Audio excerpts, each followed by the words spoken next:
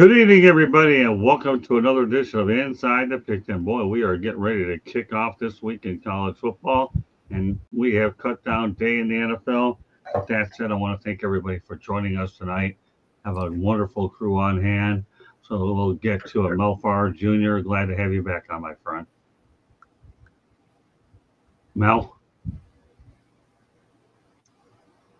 All right. Well, Candy's left. Yeah, maybe he did. Well, Candy, glad to have you back on. And Thanks, hopefully, glad to be here. okay, he's back in. So apparently we had a little bit of a technical. All right, Mel, glad to have you back on, my friend. All right. All right. So we also have Stephen Reichel from Philadelphia. What's up, my friends? Ben's on the road. That's what happened. He isn't gonna make it, unfortunately. So That's okay. No big deal. I'm happy with the group we have. Hopefully Ben will yes, get sir. back I was just letting you whenever know he gets a chance. he didn't leave us high and dry. He's on the road, bad service and all that good stuff. That's no problem. Wish him safe travels. Marvin Powell's in the house, and I'm glad to have Marvin in here. Hey, glad to be here, Scott. Thank you guys for having me. Thank you for being on. You guys are a pleasure to be on. I really have a lot of favorite people on this platform. You, Mel, have a lot of them on this show tonight. Marvin, you're definitely right at the top of the list. And we go to the Shanty Man. Glad to have Tommy back as well. Yeah, I mean, the shout out to NFL players, though. Yeah, so what? You're in good company. That shows you how far we've really come along. So let's get to it. Big agenda here. A lot of it will be rapid fire, and I'll let you guys and gal take off, and I'll speak where I have to. And we'll get it going in the Southeastern Conference is moving to a 9-game conference schedule in 2026. We're going to have 3 permanent opponents along with 6 rotating each season. Stephen, your thoughts about the SEC making this change? Should be more fun head-to-head matchups. More quality college teams going at each other is always a good day, my friend. Candy? You know, when college football is at its best, that's when we're having fun. And it just, head-to-head matchups makes it exciting. And especially, we've seen the NFL expand. Why not have some of these college ones expand too? Southeastern Conference is as good as it gets. You have tons of rivalries within the conference. And we'll turn it over to Mel. Well, I think it's good and bad. Good, obviously, for the college football fan. We get to watch more quality football games, but it's bad for some of those small schools that these larger schools were scheduling because they're going to miss out on the payday. That was an opportunity for them to bolster their athletic department. So, yeah, obviously it's going to be good for the fans. It's going to be good for us because we're going to see a lot more quality football. But it's going to be tough for those smaller schools that are going to lose out on that payday. Marvin. Listen, we're at a time in college football where everybody wins. The players got NIL, and the fans get better quality football. They get the fans get the big games. It's awesome. I'm tired of seeing Georgia and Alabama in these schools play the Citadel. I'm tired. Those games are terrible. And it shouldn't be on TV. It's horrible for the fans. If you're a fan wanting an experience, an Alabama experience, you don't want to see them play, the Citadel or whoever these B teams. So yeah, I think it's really good. And I think when you consider how the Big Ten is stacked, and we're talking about who are really the power conferences, I think that the top half of the SEC is good. I think the bottom half is average, to be honest with you. What that said, I think you're going to have a lot of good games, and I think it's good for everybody. Okay. Tommy? Yeah, Marvin, don't forget about Charleston College. Alabama's not going to play them anymore. Exactly. Marvin, Ohio State's playing Grambling this year at the Horseshoe. And I hope Grambling's making a lot of money, but come on. Who wants, what I'm saying? Come on. But, they need that game. I know they do. That's what I'm saying. I get it. I hope they're getting a couple million because it's going to be a big whooping. I would think Ohio State give them a serious bag for real. You know what I'm saying? So it's going to be 77-3, but it is what it is. Well, let me tell you, I come from an area where Florida Atlantic and Howard Stoneberger took it off a lot of lopsided losses to build a new stadium and build a program from scratch. So I can certainly relate to what Mel is talking about. Nick Saban is going to co-chair a new commission on college sports. The whole plan is he'll look at conference realignment, examine the issues such as transfer portal, NIL, and Title IX. Steve, what are your thoughts about Nick Saban wearing this cap? You know, everyone was wondering what he's going to be doing to keeping himself busy. So I guess we've got an answer for that. We'll see what changes he makes, good, bad, or indifferent, moving forward, my friend. Andy? Nick Saban, we all knew he retired, but we knew that he didn't want to stay away from everything.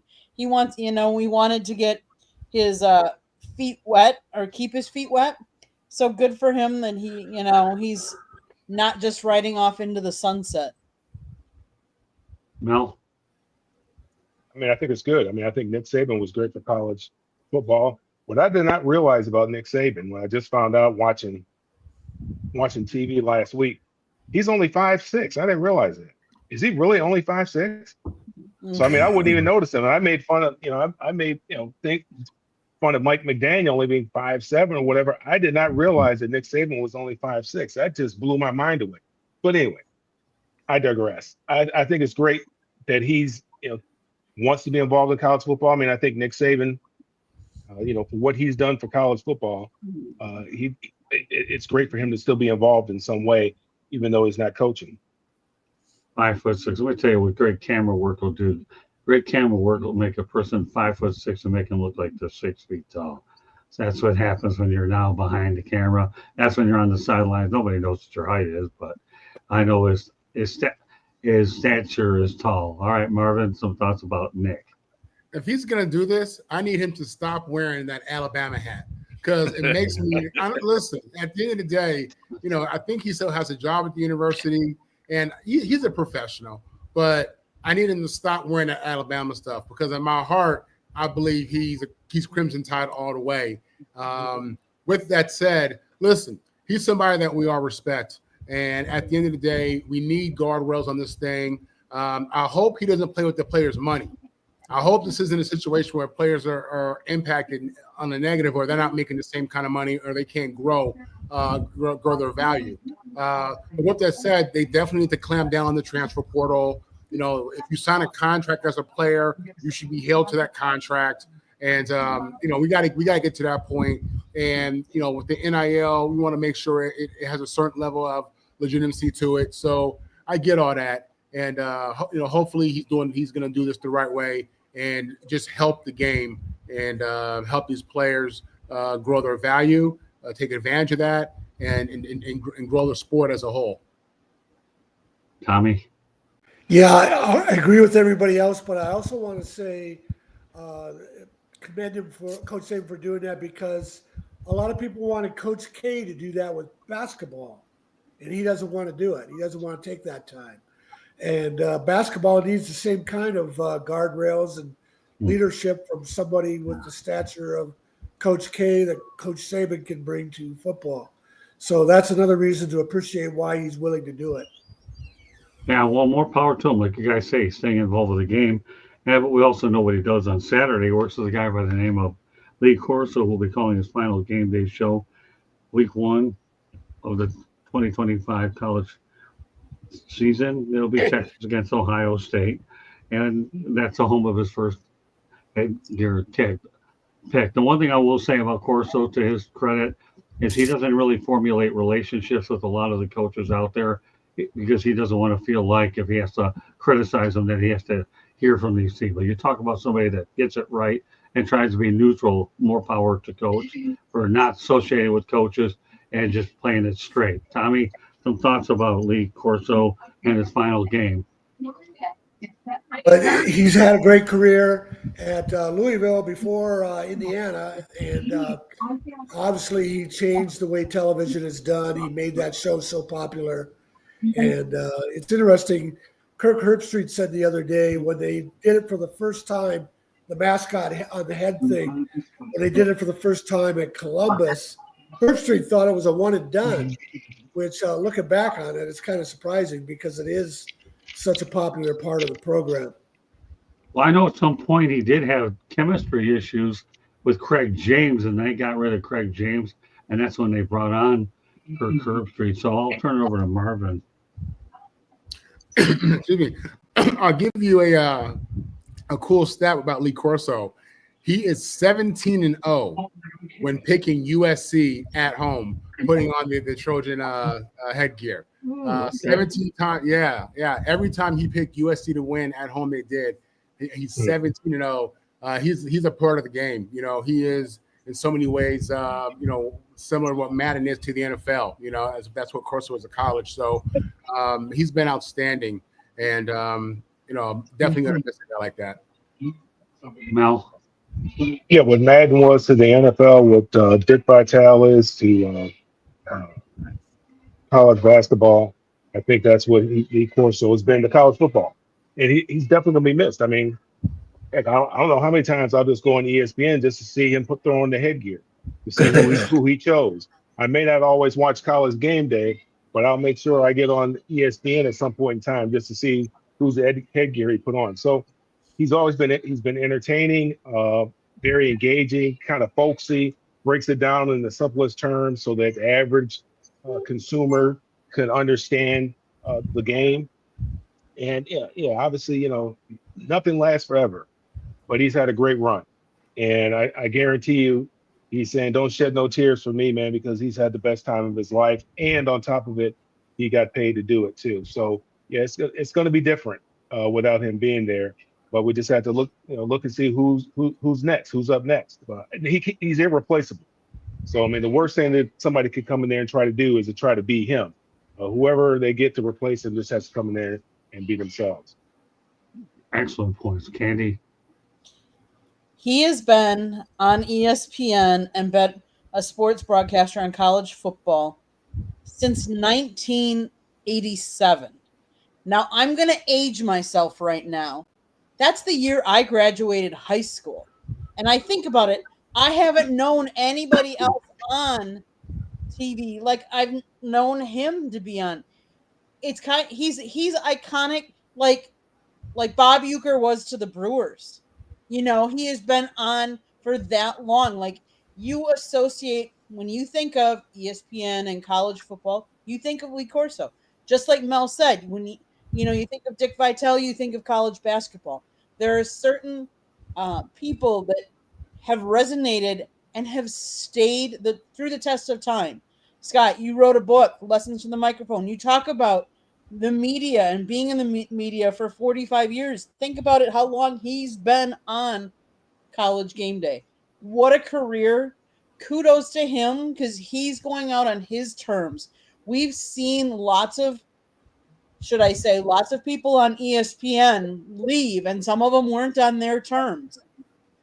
So kudos to Lee for having the career that he loved and wanted to do. Like that, there's nothing better than doing what you love and getting paid for it for as long as you possibly can. So kudos to Lee.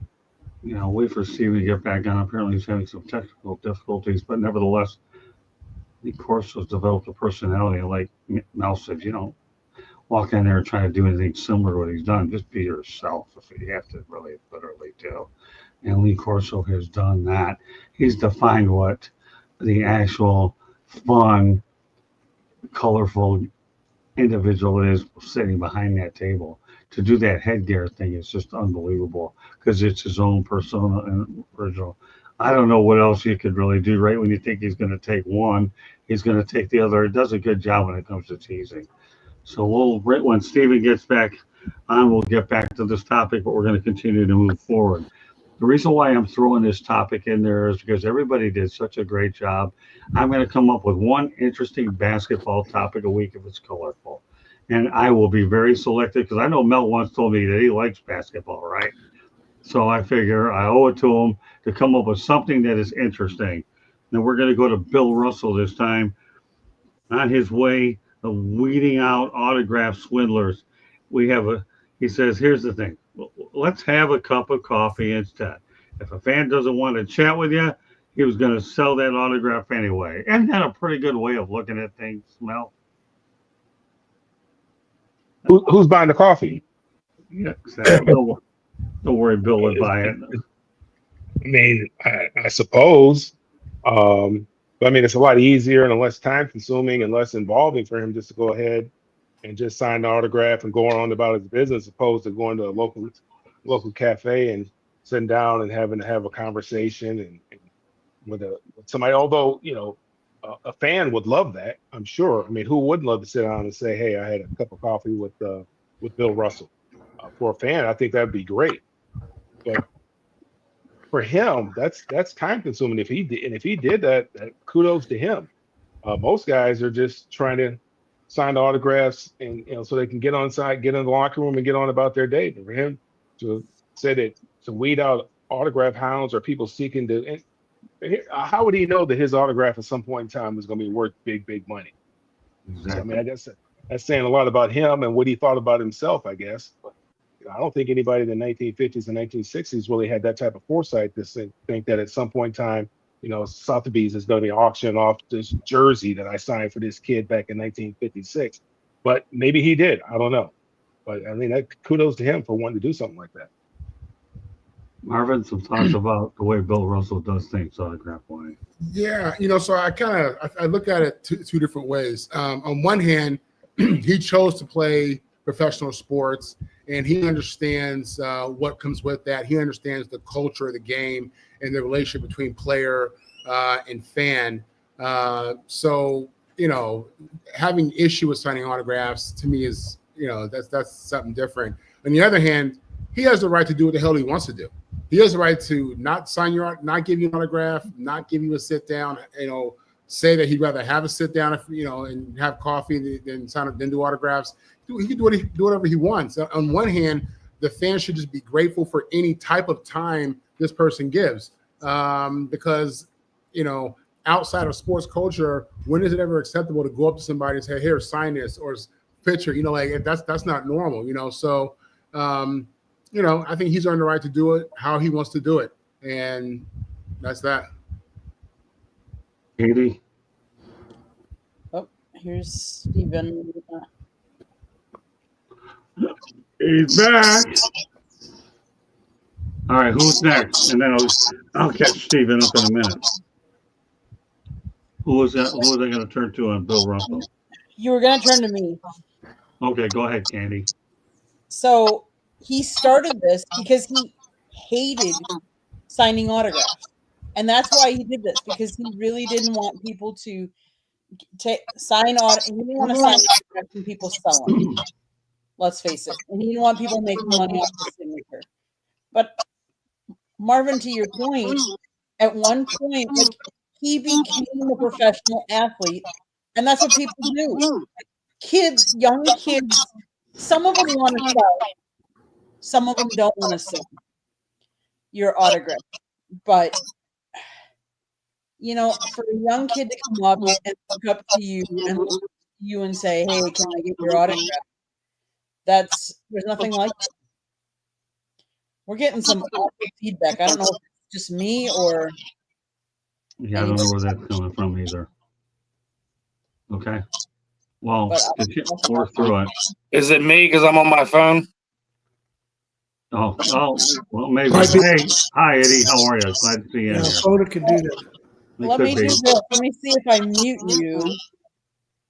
Do we still have it? Yeah, it is. That was it. Yeah, it's you because I mute. So if I unmute you, you're fine. That's all right. Well, we'll work through it like I've worked through every other technical problem this week. Yeah, I'll get to Xavier Restrepo in a little bit. Thanks for bringing that up, Eddie. Damn it, Steve. Hey, there he is. So, all right. So, all right, Tom. Steve, and then I'll unmute you when. That's okay. Yeah, yeah, I can go. I'm guessing Bill said that later in his career, because early in his career he didn't sign autographs for anybody. Oh, is that right? And part of that was he felt the racism in Boston. He had some awful things happen to his home in Boston. They're too gross to even to repeat on the air what a couple of people did when they broke into his house. So part of it was the racism he felt, and then Bill Russell that was just his personality in general, that he was a very aloof person. But like Mel said, it wasn't until the 80s that when baseball cards became trading baseball cards, and then after that, the merchandise and autographs began to follow. So, Bill mellowed a lot later in his life, but Bill did so much and stood for so much. He's above criticism. Okay, Steve, I'm going to give you two things to catch up on. Number one, your thoughts about Lee Corso's final game. Yeah, we're watching a legend leave, and it's gonna be a fun last hurrah, and we'll see what he pulls out of his hat for this one. Okay, now your thoughts about Bill Russell preferring to have a cup of coffee instead of signing an autograph. Well, the autograph hands has kind of ruined it for the actual, person who wants to add something like a Bill Russell autograph to their collection, because you have these people that just swarm around and they're just trying to get autographs to turn around and sell it, go put it on eBay, whatever. Bill Russell isn't the only athlete that's had enough of it. Pro wrestlers get hounded ungodly at airports and all the different things. You have people that wait at other athletes' hotels, and I was even I was at a game once in down there in Washington, and we were along the third base line, and players were getting ready to warm up and sign autographs and things like that. And there's a guy. He had a freaking duffel bag full of jerseys, bats, all this other stuff. And when the athletes wound up coming back, he winds up holding the whole lineup, and none of these kids had anything signed because this JO was sitting there with a bag full of stuff, and the athletes signed it. But it's stuff like that is why a lot of these guys they don't want to do that, and they take away these opportunities for the actual kids who admire these athletes and want to have their hat signed, their jersey signed, their ball signed, whatever the case may be, and they're left with these the not having these opportunities because you got these autograph hunters. And obviously Bill's might be a little bit different than most as why he don't want to do it. But I know there's a lot of time, a lot of these guys, they don't want to sign, and they don't want to deal with it unless they're at an actual signing event. So everyone deals with it in a different way. I got no hate or irritation that Bill decides that he'd rather have a cup of coffee than sign an autograph. So, but let's not group Bill Russell with pro wrestlers. Hey, no, I'm totally fine with what Bill's doing. Me personally, if I have my choice, nowadays that we have the ability to take pictures with the athlete themselves, and many of them are more than generous to do it. But of course, I'm in a much different position than most people as well. Because a lot of times Candy's taking them on doing the interview.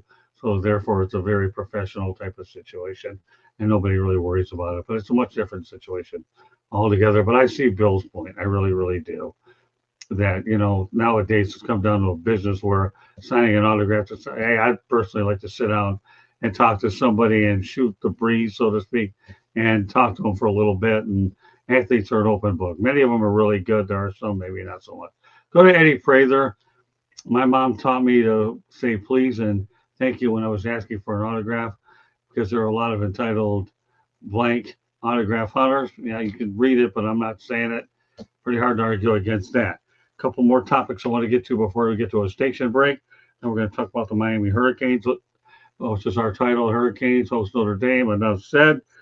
But what the best part of this weekend for me is now we don't have to hear about Bill Belichick being engaged to Jordan Hudson. I am so sick and tired of hearing about it. I really am. The girl's 24. This guy is 73. They're 49 years difference. Instead, he could be engaged to talk about North Carolina football, people. Okay? And start winning some games. This is, if there's ever been an off-season story that I gotta say I'm sick of. I am so sick of this. Let him be engaged to football. We know what he's gonna do with his half-century-old mistress or close to it.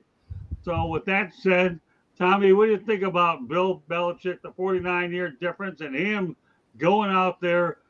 And now let's get engaged of what made you arguably one of the best coaches of all time. Although I'm glad he's in college, that way he won't break Don Shula's record. Thank God for Shula. All right, Tommy, I said a mouthful. Let's go behind me. I missed this. He got engaged? When?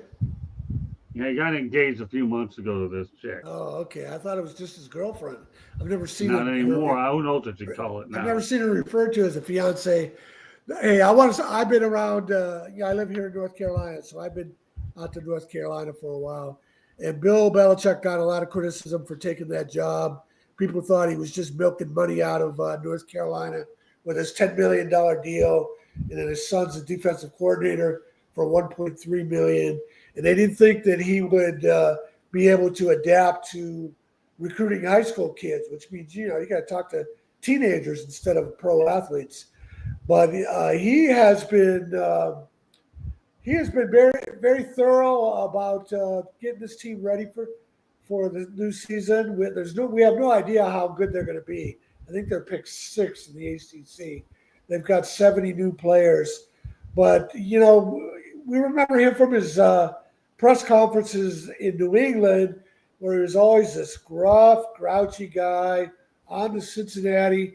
And he's not that way at all in North Carolina. He's giving very expansive answers, and he even throws in a little bit of humor. It's done with a monotone. That's the best he can do.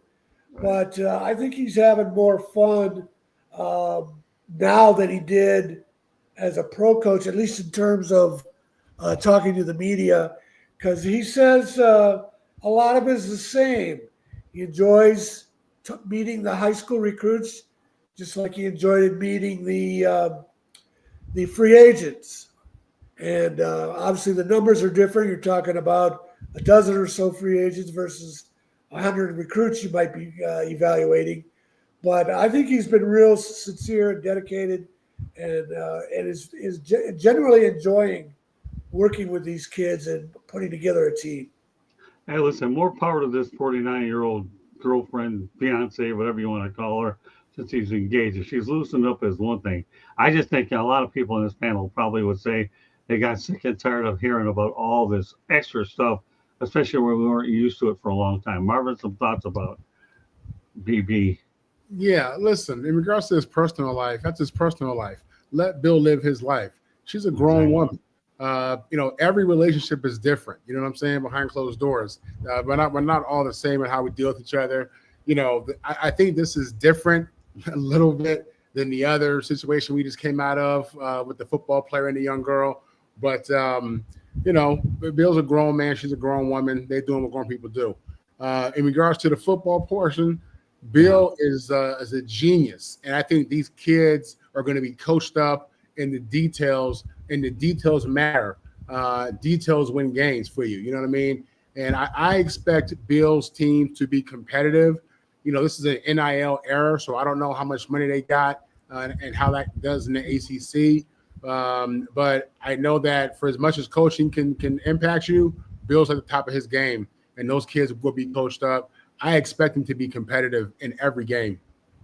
Well, I think you're right. There's no question. I think North Carolina's going to be a soundly coached football team. I'm just glad this drama is going away, and now we get to see him coach. That's all I'm saying about the whole thing. I hear you, man. We love it though. People love it though. We love romance. We love drama. We're hooked on it. And no industry is safe. Whether you had a Coldplay concert or it's some OnlyFans chick. It is what it is. And that was more her than him, because she was trying to force her way into the scene all the time and making decisions. And now that she's stayed in the background, that you don't hear anything about her anymore. You can call me that disastrous interview with CBS. I think she learned she had to keep quiet. Yeah, you can call me boring, and I'll take it in this situation, but it is what it is.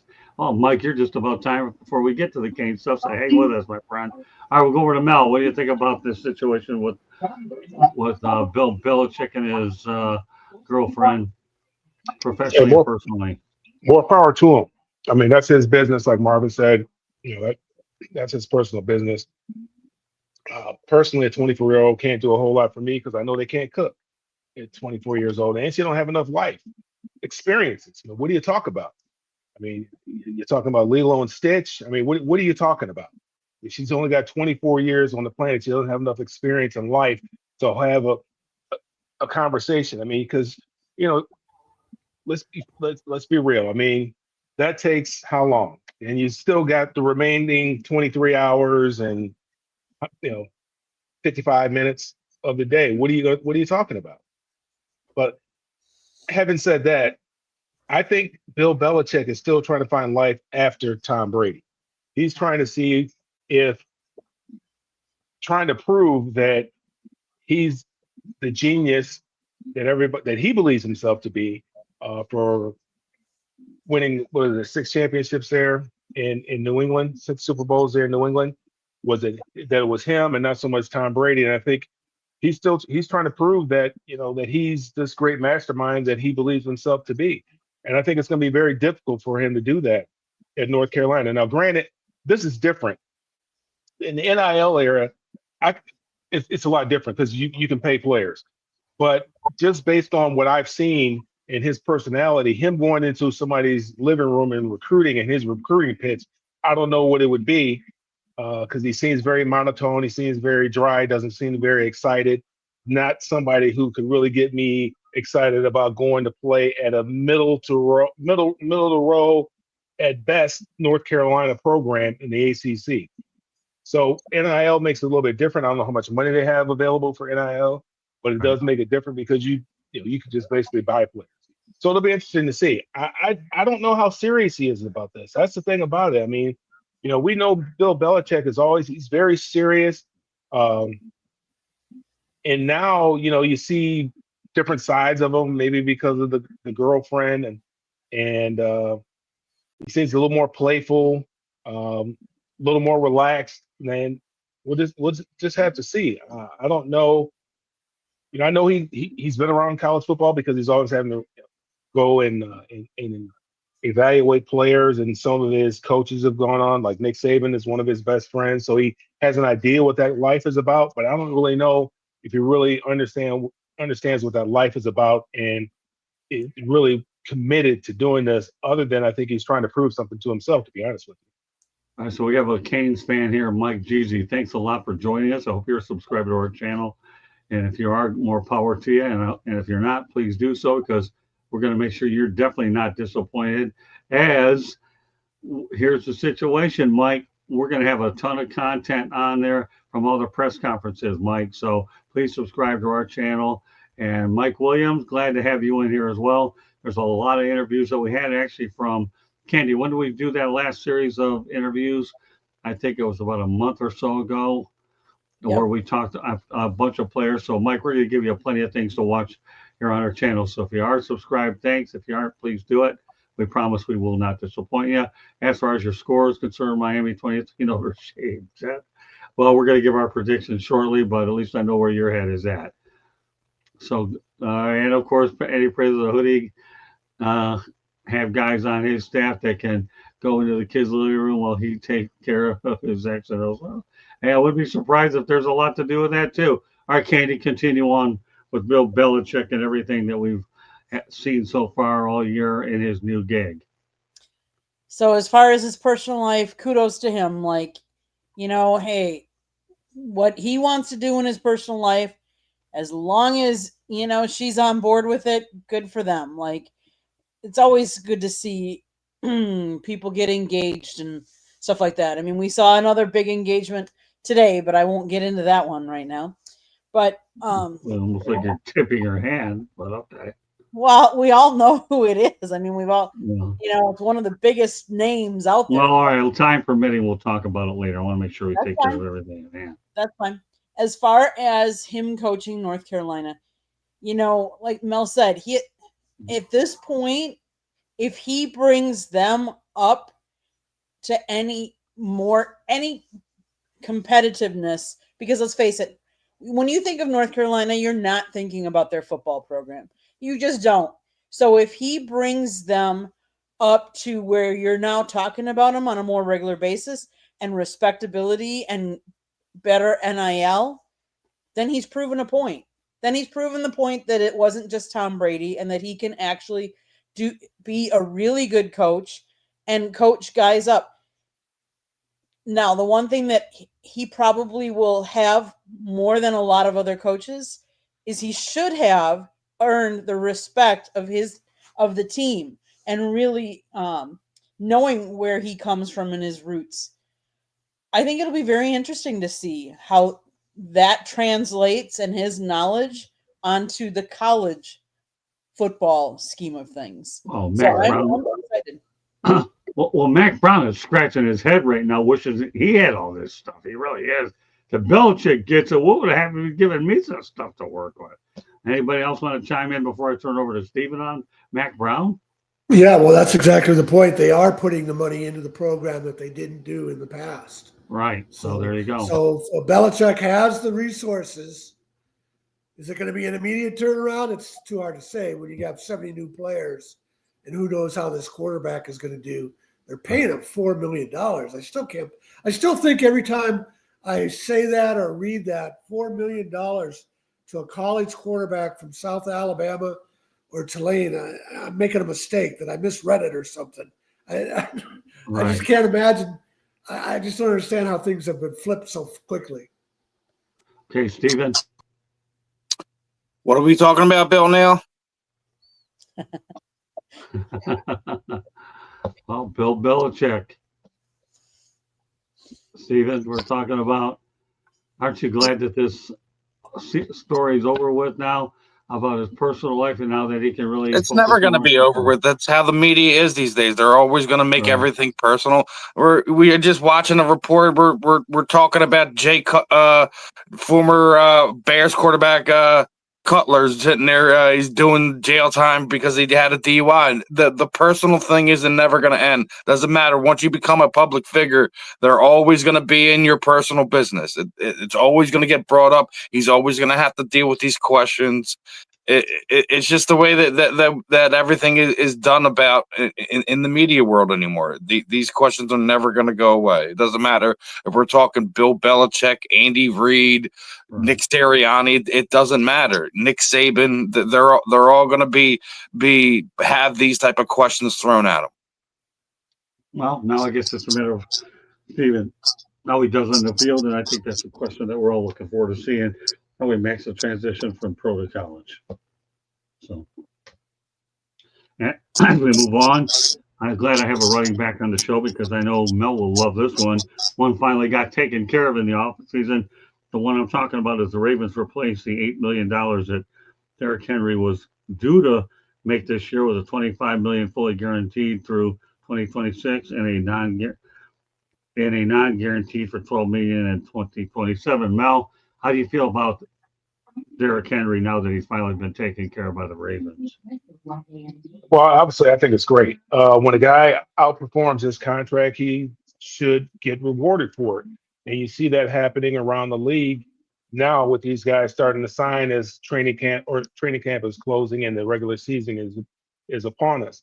Why it takes this long to get something done like that, I don't know. When you know you're going to do it, why not just do it? You know you're going to do it anyway. Then why not just get it done earlier so these guys can be in training camp and have an opportunity to, help you guys in the season right from the beginning? Because we all know, there's a ramp up period. There's a reason why you have training camp, and Marvin can attest to this. You got to get your body calloused up. You got to get used to that contact. You got to get conditioned. You got to get used to being out there for 60, 70, 80 plays, however many plays it's going to be throughout the course of the game. So I don't know why they just don't do it. But I'm glad that Derrick Henry got taken care of. He deserved it. Had he not had the type of year that he had, they would have asked him to take less money or they would have cut him. So, it's good that some of these franchises, some of these team owners are, respecting what these gentlemen do out there in the field and are rewarding them. I think Saquon Barkley got rewarded earlier in the year as well with a contract extension. It's great that they're taking care of these guys. They're finally seeing the value in the running game. Yeah, it looks great to be able to sling the ball all around a lot, but to be able to close out games, you got to be able to pound that football. You got to be able to shorten that game. You got to be able to keep that clock running. And the best way to be able to do that is to be able to run the football. Marvin? Yeah, listen, nobody's punished in that game like the ball carrier, in the quarterback, obviously, and they've made rules for the quarterback. But for the ball carrier, I mean, it's no mercy. You know what I mean? So when you consider his style of play and you consider, the toll it's taken on his body and what he's going to really be feeling like years to come, it's great to see them compensate him for, as Mel said, outperforming that contract and for being, what will be a pivotal piece in their championship run. You look at, any championship team, they all have a running game. They got a tough dude running that ball. That's consistent with great teams. And right now, I mean, they call him King Henry for a reason. I mean, he's big, he's fast, he's strong, he's durable, he's consistent. He gets better as the game goes on. And he's peak. He's at his peak, this kid. So you got to pay for that, and I'm happy the Ravens did. It shows why, they show you what, a quality, a professional organization looks like, taking care of business, unlike those people down there in Dallas. You know what I'm saying? They take care of their people. It's not a clown show. Lamar, that is what it is, but they took care of that. But taking care of Derrick Henry was smart. Tommy? Yeah, I can't say anything bad about Derrick Henry. I always thought that he had so much talent around him, the offensive line, that the Heisman finalists were Henry, Christian McCaffrey, and Deshaun Watson. And I didn't think Henry deserved the Heisman because he just was running behind huge offensive holes. And those guys, I thought, did more for their team without the help that Henry had. But I agree. Henry has proved it in the NFL. He's not only proved it in the NFL, the NFL, there weren't very many big power backs when he came into the league. And he's kind of changed that perception too, to have a big power back. So I can't say anything about Derrick Henry. I was all wrong about him in college. He just reminds me of Earl Campbell is what he does, when he used to run over people. Scott, I thought he was going to be a bust. I thought he was going to be Trent Richardson. I kid you not. I did not see this coming. I didn't believe the hype for the same reasons that Tom had just said. I did not see this coming. He has made me a believer. Hey, you know what? I'll tell you one thing, Marvin. When people don't believe in some people, it gives them a bigger incentive to prove people wrong. So don't feel too bad. You didn't believe him and a lot of other people, and tell you what, the guys went on to have a dynamite career. Now, the shame is when Tennessee picked them, they were the pick before the Detroit Lions, and I'd hoped they were going to get them, but the Titans saved the Lions didn't make a mistake because the Titans wouldn't allow them to. Kidding with you. Okay, but I remember when he came out in that draft, and the Lions were the next pick, but the Titans gobbled him up first. So he's proven a lot of people wrong. Don't feel too bad, Marvin. All right. Okay, go ahead, Candy. But Earl Campbell's the guy he reminds me of. Noted Derrick Henry, noted for his success at every stage of his career. Henry is the only player to have rushed for at least 2,000 yards in a season at the high school, college, and professional levels. That says a lot. Like, that says you've been doing it on every level, every stage of your game. He was Offensive Player of the Year in 2020, 3-time second team All-Pro, 5-time Pro Bowl, 2-time NFL rushing yards leader, 3-time NFL rushing touchdown leader. With stats like those, you got to pay those guys. And to Mel's point, like, you're a workhorse. You're in there. Not only are you running and in on running plays, but you might be blocking on passing plays. You might be catching catches as, wide receivers catch up, and so do the running backs too. So, like, they're really important, and you really need to pay. If you have one that is as talented and as much of a workhorse as Derrick Henry, you have to pay him. Steven? So we're talking about Derrick Henry's contract. Is that what we're doing? Yep. Yep. Well, I mean, the most recent one is James Cook, not Derrick Henry. This happened months ago at this point in time, but the running back contract controversy, it looks like it is just about over at this point in time, because looks like they're being valued as they should be. But Derrick is one of the two best backs in the NFL right now. Is the second highest paid back behind Saquon Barkley right now. So one thing is that he's gonna prove his worth. He's gonna earn that money he's paid, because he's one of the bigger workhorses for the running backs in the NFL. Regardless, it should I don't think Ravens fans should be worrying that they're just throwing money away here. That Derek's gonna earn his keep. Yeah, this guy's a stud. He's an Yeah, I mean, look, Scott, let me just say this here. You're talking about a person that's going to touch the ball between 20 to 25 times, maybe 30 times a game, right? Right. And we want to pay them $15 million. But owners have no problem shelling out $30-35 million for somebody that's going to touch the ball 6 times a game. They'll pay receivers $30 to $35 million, and they only touch the ball. If you catch 100 balls, that's 6 times a game. No. What I don't understand it. Make it make sense to me. And running back and wide receivers get hurt just as much, if not more so, than running backs. Soft tissue injuries, blowing out their knees, shoulders, or whatever the case may be. I'd rather pay the guy. I'd rather pay the horse that's going to pull the buggy, and that's a running back. Well, Mel, in my opinion, there's no question that everybody devalues the running back position. There's no question. These are the guys that not only run the ball, but they take time off the clock. They're like a defender in their own way to try to keep ball. Everything you're saying is right. I know you play the position, but let's look at this neutral here, whether you play the position or not. These guys can be weapons out of the backfield as receivers. They obviously run the football. Some of these guys who are fullbacks block for you, and they do so many different things that they are devalued. Period. Yeah, one of my favorites was Roger Craig. I mean, he was the first guy that 1,000 yards receiving, 1,000 yards rushing. I don't know why he's not in the Hall of Fame, but he's one of the best to ever do it. I agree. Well, one can only wonder what Barry Sanders would have been like if he was able to be a receiver out the backfield, because I know he didn't do it a lot, but we'll leave that for another time. Lots of other things to get to. Everybody's spoken on this. Going to go to one other topic, and then we're going to go to a station break. Montez Perfect joined the UNLV staff as a defensive analyst, a dirty player in the pros. But what do you think he's going to teach these kids, Mel? And now he has an opportunity to get involved with coaching. And we're going to be talking about the UNLV football program and Dan Mullen in another episode or two, because Dan Mullen has is doing a pretty interesting job restocking that roster.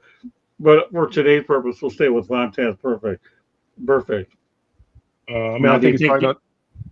Yeah, I think he's probably going to teach players. I do. I think he's going to teach players to play the game physical, because he was a physical player. I think obviously he's probably learned his lesson. I don't necessarily think he was a dirty player. I just think that he tried to. He lived on the edge. That's the type of player that he was, and he played with that type of edge. I mean, he was a guy coming out of college that was thought to be a first-round draft pick, a first-round talent, but dropped in the draft because he ran a 5.9 40. I think he failed the drug test, so he ended up going undrafted. So when he came into the league, he had an edge, and he played with that edge throughout his career. And I think he's going to teach these guys. I think he's going to teach his players to play with a little bit of an edge and to be physical. I mean, that's the way the game is meant to be played. They can always correct. You can correct a player that's might be. That likes to be there, right there, flirt with the edge. But, I think I'd much rather have that type of player and try to coach him, try to correct that versus another kind of player to try to help him become hyper aggressive. So I think he's going to do a great job. Obviously, he's a guy that's played the game, so he understands the game. He can coach it from a different perspective as a person who played the game at a very high level. Marvin. Yeah, I don't. I have a problem with this dirty player thing. The guy was aggressive. He's an aggressive player. He played the game the way the game's supposed to be played. Was he chippy? Did he do some extra? Yeah. But listen, there are ways to deal with that within the game itself. You know what I mean? Um, with that said, I'm certain he's teaching these kids to play hard, to play aggressive, to attack, to be violent, because that's what it is. That's the reality of what this is. That's what we're talking about. You know. He's teaching them how to play, you know, the only team sport that's a combat sport, you know. And I think the kids have tremendous respect for this guy. He's done it at a very high level, you know. So he's an asset to that program without question. And if he teaches those kids to play with an edge and to play violent, and to be aggressive, and to set the tone, good. There's more comments on the chat room. Henry is one. By Eddie Prather, Henry is one of those special running backs that have made it past 30 and still going strong. True words couldn't be spoken there, Eddie Prather. And I want to welcome Ben Blaylock to the chat. Thank you very much, Ben. Glad you're inside, and hope we'll see you more often. Okay, Tommy. Well, what's the connection? Who brought him into Vegas? I don't know who. What's the coaching and the relationship? Well, right now, I don't know what the connection is. Yeah, Mullen wouldn't have crossed paths with him in college, so there must be some assistant. So somebody must have been talking to him and getting him to realize, you know, you got to teach a different message to these guys than the one you played with. Not to disagree with Marvin and Mel, but he did so many stupid things in games. And I can't remember that playoff game where he basically cost the Bengals the game, and then the coach the job. I mean, to me, the guy was inexcusable as a player. Okay. Steven?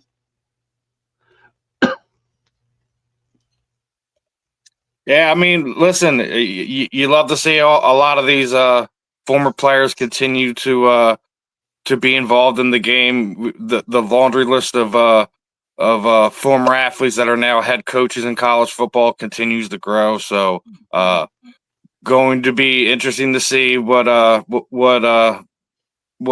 he can do to add to this program to help get these kids ready for potential NFL careers. Well, I'll say one thing: he's going to learn under Dan Mullen, who's a really respected coach in the college ranks. So I got to give him that. Candy, you have the last word on this. So he was incited controversy throughout his career for frequently violating player safety rules, which caused him to be suspended for 22 games due to 14 separate incidences, and accumulated over $5.3 million in fines and forfeited salaries. He only played 4 games as a Raider before being suspended for a helmet-to-helmet hit. The 12-game suspension is the longest on-field suspension in NFL history. Now, can he turn that around and coach to the players? Of course he can.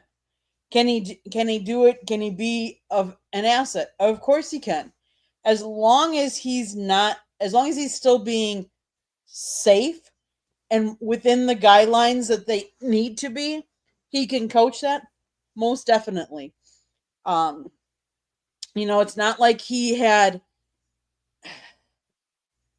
wasn't off-field problems. It was some of the hits, and times have changed and rules have changed. So hopefully he can coach that. And he was hired and is going to work alongside Paul Gunther, who was serving as interim defensive coordinator. So hopefully the guys can learn from him, because he did have a career, and he was first team All-American. He was combined tackles leader back in 2013. He was Pro Bowl in 2013. So let's hope he can teach the right stuff.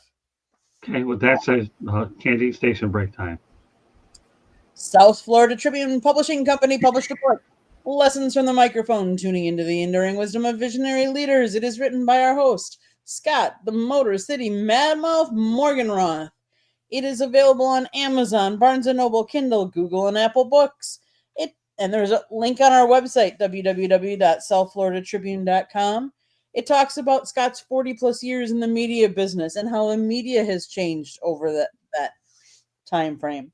If you like to listen to podcasts, you can find us wherever you get your podcasts.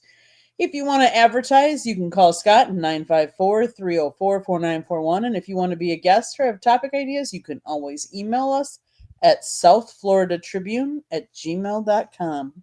Back to you, Scott. Thank you, Candy. One move that was made today by the Tennessee Titans, they released Xavier Restrepo, who was an undrafted free agent who obviously was a top target for Cam Ward.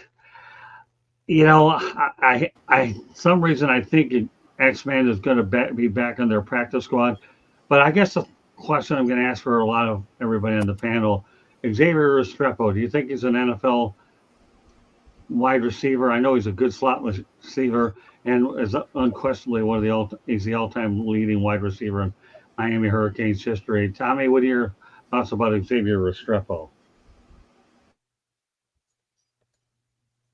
Tommy? Sorry, what was the question?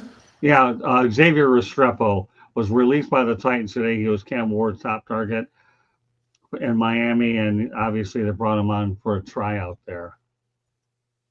Yeah, I don't know. I don't really follow the Panthers that much, so I'm not aware of what's going on with that move. Yeah, okay, well, that's fine. Yeah, he was the Hurricanes last year, signed with the Titans. No big deal. Marvin, what do you know about Xavier Restrepo?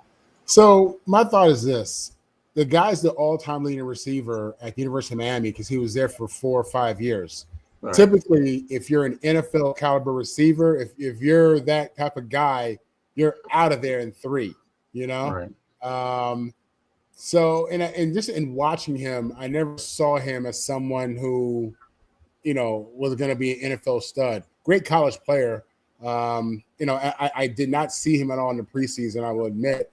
But this doesn't shock me just because, again, you don't stick around in college, if you're going to be an NFL player, in my opinion, especially at that position. Fair enough. Okay. Mel? I just look at the measurables, and I didn't watch him play in college. I saw some highlights, him being on ESPN. I know you've talked a lot about him. I just looked at, just look at the measurables. I mean, I think he's like 5'8", whatever, 180 some odd pounds, ran a 4.8 or so, almost 4.9 and a 40. As a slot guy, that's not going to quite get it done. Now, hey, look here, he can catch the ball. He had a great career at Miami. There's 31 other teams out there. Maybe he can get on maybe he can, the practice squad. There's 10 slots available on the practice squad. He might get an opportunity there. I'm not saying you always have to be the biggest, fastest, or anything like that, but you have to be at the right place at the right time. And that might not be in the right place for him, and it might not be the right time for him.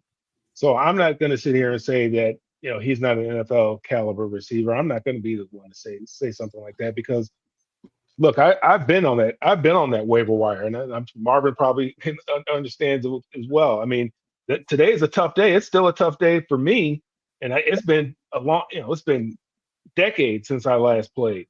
But it's a tough day because a lot of kids' dreams are crushed, but they do have some other opportunities if they want to continue to play football.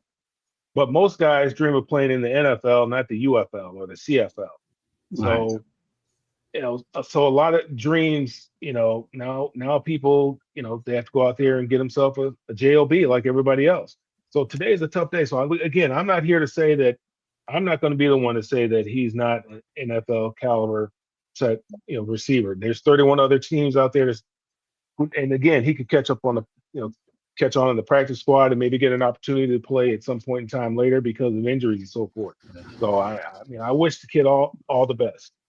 Hey, Jay, glad to see you back in the chat room. Was he that slow? Candy and I were at his pro day, and I will say this much. His pro day, his speed was definitely underwhelming, and I know that attributed to his draft stock dropping quite a bit to a point where he became an undrafted free agent. But as far as his accuracy, his ability to catch the football, runs after the catch when he caught it, that was good. But again, there's 31 other teams. I'll turn over to my sidekick, Candy, who saw him as well. A lot as well. What are your thoughts about Xavier when we saw him? So here's a kid. He is 5'10", 202 pounds. He's from Deerfield Beach, Florida. he was born in Coconut Creek. He played high school football here in Deerfield Beach. He obviously went to Miami, so he's a South Florida kid.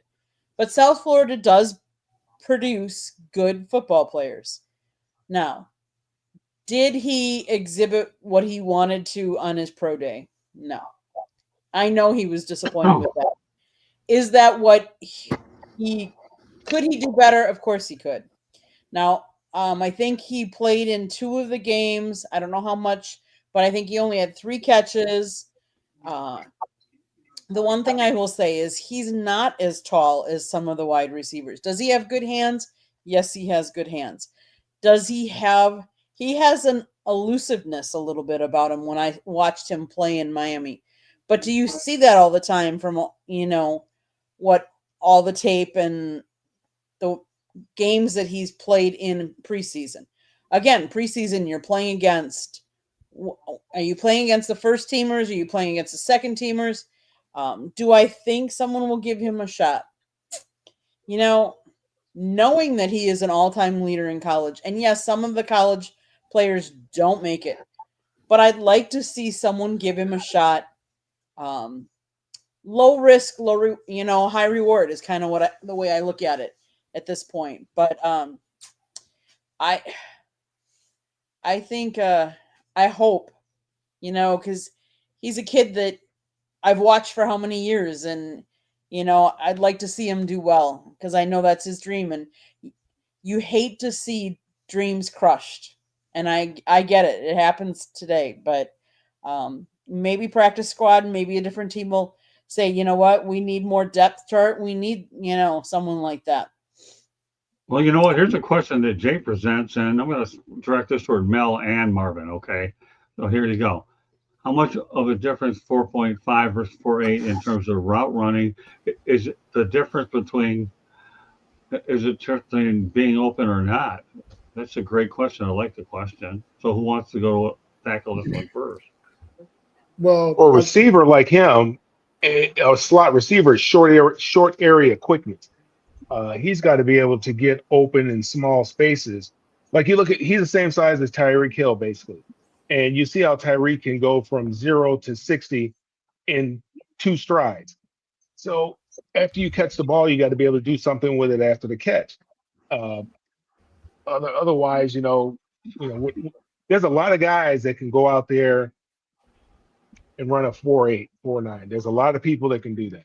There are not many people that can go out there and run a 4.2 like Tyreek Hill and do the type of things that he can do, hit his head on the goalpost from anywhere on the field. So, that's the difference. Being able to hit your head on the goalpost from anywhere on the field is the difference. Marvin, what's your take? Yeah, well, let me just say this. For a receiver to run a 4.8 is horrible. That is bad. I mean, now listen. I wish this kid the best, but that's just bad. Now, let me tell you this. You could be a receiver who doesn't run a 4.5, doesn't run a 4.6.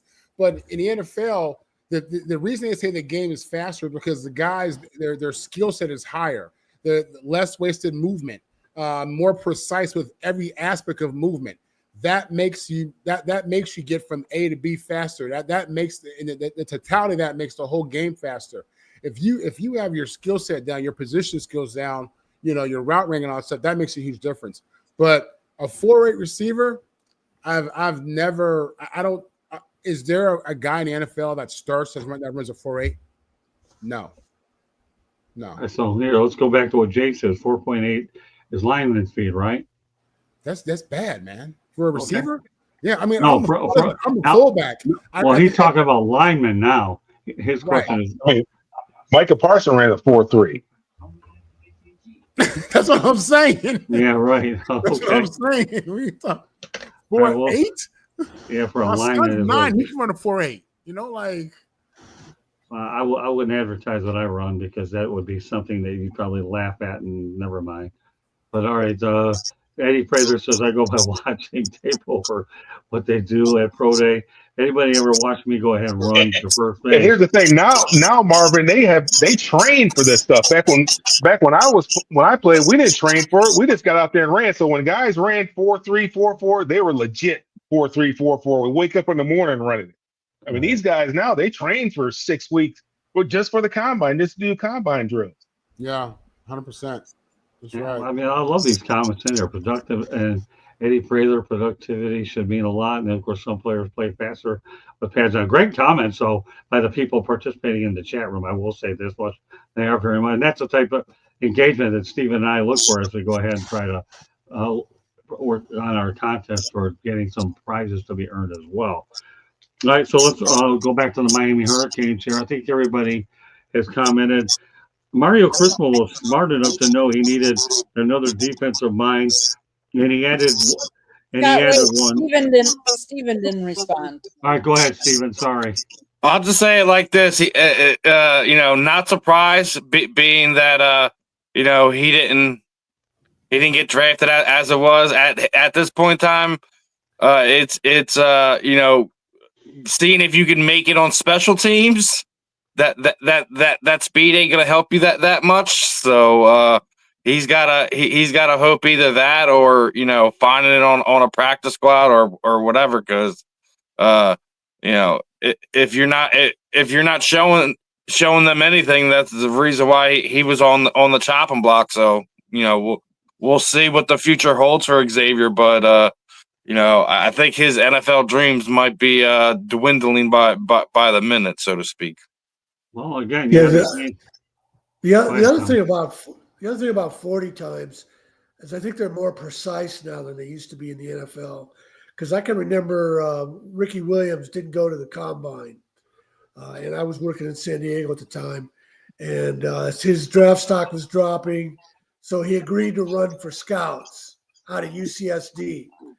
And so the scouts got out there, and they got in a circle around the 40-yard finish line, and then they told him they started their clocks when he moved. That's not how you do timing. And then he ran his 40 yards, and they had 3, 4, 5 different times, and they compromised and settled on what his time was. So it's not all done that way electronic now. anymore. It's But all I'll say electronic. one thing. I'll say one thing about 4.8. They say Charlie Joyner only ran a 4.9 at the end of his career, but he was such a technician.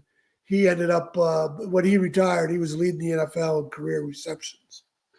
And Tom, that was my point. That's what I'm saying. It's the skill set of the guy. That's way more important than straight ahead speed. But and how tall was Charlie Joyner? Was he like 6'2", 6'3"? Oh no, he wasn't that tall. He was more like 5'11". Okay, all right. Okay, much different. But he wasn't 5'8". No. Okay, there you go. All right, let me try again. That's okay. I'm glad Steven got his opinion in. Everybody else chimed in as well, because we're definitely going to make sure we corner this Restrepo topic as well. I just like accents. And he had a lot of yards. I wish him well, whether it's the United Football League, Canadian Football League, or wherever. I'm glad that there's other leagues that he can have a chance to put some good quality tape up as well. So with that said, Mario Cristobal was smart enough to know he needed another defensive mind, and he added one with Georgia State safeties coach Jeremiah Wilson. He's worked at Tennessee, Auburn, FSU, but I think it's intriguing timing for the hire too. You make a lot of your hires not 1 or 2 weeks before the season starts. That's the thing that I wanted. And evidently, Cristobal thought, you know what, I could use another defensive mind. Why not go ahead and do it now? Mel, what are your thoughts about the latest coaching staff hire for Mario Cristobal? What did he hire him? He's a defensive assistant, an analyst. What is he? Yeah, he actually hired he hired Georgia State safeties coach Jeremiah Wilson. So another defensive mind is what he did to that defense. I don't know what his position is, but right just before the season starts, he gets this guy out of Georgia State who's had experience with Auburn, FSU, and Tennessee. So certainly Jeremiah Wilson has a pretty good track record. Does he have any experience with Mario Cristobal? Because usually that's I don't know, favor, but somebody that he knows, somebody asks him to give him a solid, do them a solid or something like that. I don't know, this late in the game. right. But you can never have enough. I mean, I've seen where they've hired guys in the middle of the season, people have gotten fired.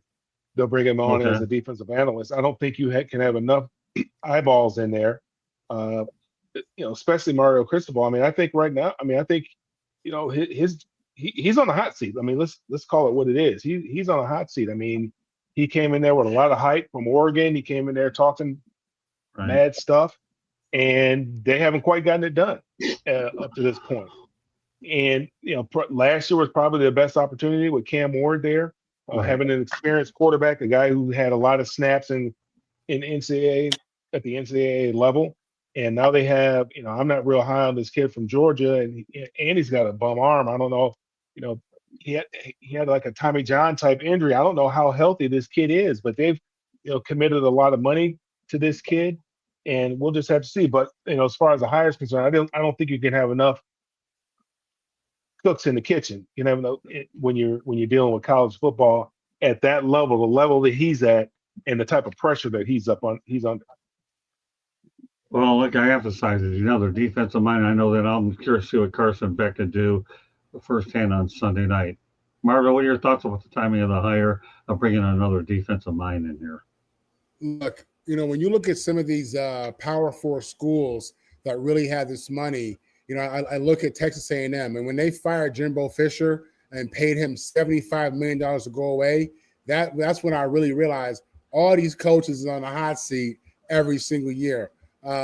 Cristobal on the hot seat for real. That's a real thing. I don't know what his buyout is, but it don't even matter. If he don't produce with that $6 million quarterback, they got a problem.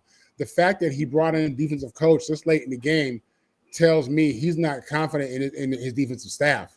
Exactly. Something happened. Something's going on there. This is a red flag to me, unless he's been looking for a certain type of position coach or a certain coach, and it just took this long. I don't know, but it just seems to me that him being an offensive line coach, him having the big money quarterback, yes, he feels good about his offense, but his defense is where he's really having issues sleeping at night. And I think this is what that represents. Marvin, that's exactly what I was thinking. That's why I brought this topic on here, because I wasn't sure if you're going to bring a guy in this late in the game, wasn't even at our media day. Now you're bringing him later on. There's something he sees there during training camp that just he wasn't comfortable Red flag. with. Yeah, red flag. Call it what you want. And they play Notre Dame first week.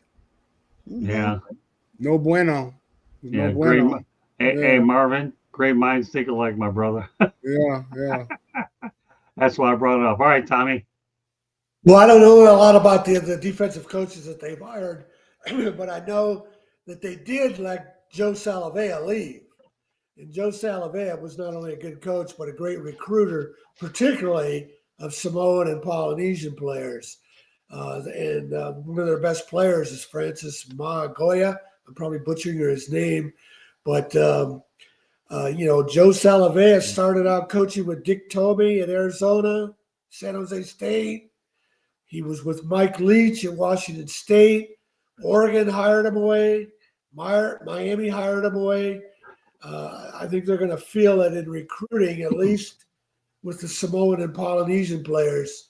Without him, how much of a difference with the X's and O's, I'm not qualified to say, but he was an associate head coach, and he has been with a lot of respective head coaches. Candy. It's interesting that there are certain coaches that are on the hot seat this year. Do I think Mario is one of them? I think so. I mean, you spend how much money? You had the number 1 draft pick quarterback, last year, and now you've paid how much for your quarterback this year? Yeah, you're on the hot seat because you need to produce. Now this guy joining, he's served on the staffs at Auburn, Tennessee, Florida State, Chattanooga, and Akron. So are those the big powerhouse schools? No. But that doesn't mean he's not good. But yeah, adding somebody this late in the game means you saw something that you don't like, or you needed something, some shoes to fill to help somebody.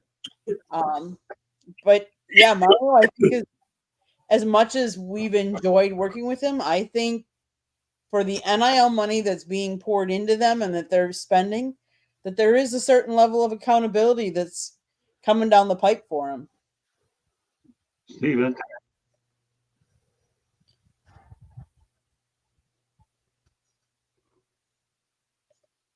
Yes.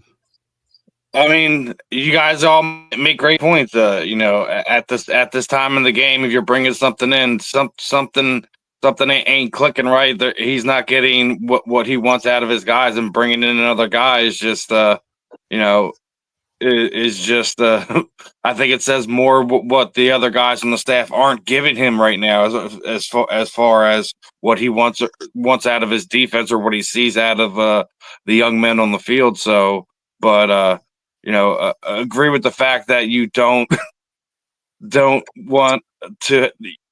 You don't have to. There's no such thing as too many hens in this hen house, because when it comes to you have different level guys that need different types of help. So I think we'll see what it is as we they get ready for this big game coming.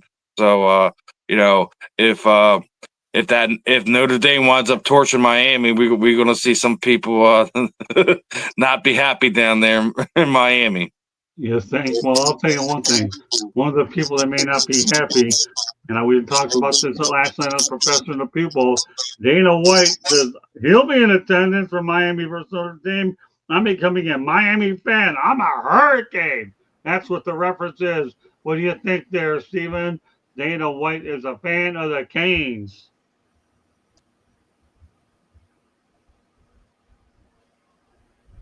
Steven? Listen, Dana loves all sports, and it's funny. His son was actually really close with Puka Nacua, so he wasn't surprised when he seen what he wanted to be developing into down there in with the Rams. So not going to be surprised at him catching the games. He loves all types of sports, and when he's not doing the stuff with the UFC or now helping promote with boxing, he always tries to catch any of the sporting events he can that is in his general area. So not surprised to me seeing Dana catching this one. If anyone stands to get a picture of Dana White, it'll be Candy, because she finds all these people on the field, and she'll be right on the field covering it for the South Florida Tribune, taking pictures. Candy knows how to get to them all, right, Candy? And I'll tell you how many different people you've seen that are recognizable, and your camera and your lens has gotten them, hasn't it? And it's kind of funny because there are times I don't even recognize people, and I've texted coworkers of mine, hey, do you recognize when we were at an Inter Miami game, and there was some famous people there that I didn't know who they were. So I was texting people, and they're like, oh yeah, that's this person and that's this person. So I'm gonna have a field day Sunday night, because this is a big showdown that they've been talking about for a while. And so I think there's what should I say? When you hear Notre Dame and you're hearing playing football, a lot of the big name people will come out, and you're talking about playing Miami. This is an old rivalry. So I think you're going to see more than just a Dana White and some be down there. There's going to be a lot of other notables that'll be down there. It'll be interesting to see how many I can get pictures of, and if I recognize them, or I'll just start taking pictures of all kinds of people, and then we'll have to see who they were. But yeah, so I'm excited. Football, that's one of my favorites to photograph, take pictures of. So, well, Tommy, what do you think? I wish you were down here for this game to watch it with pal. But Dana White will be here. Anything you want us to say to him, or Candy? I've never been a fan of UFC, and I'm even less a fan of Dana White. I understand he's made a lot of money, and he's very successful. But any guy that wants to, I'll leave it at that. Okay, no problem. Oh yes.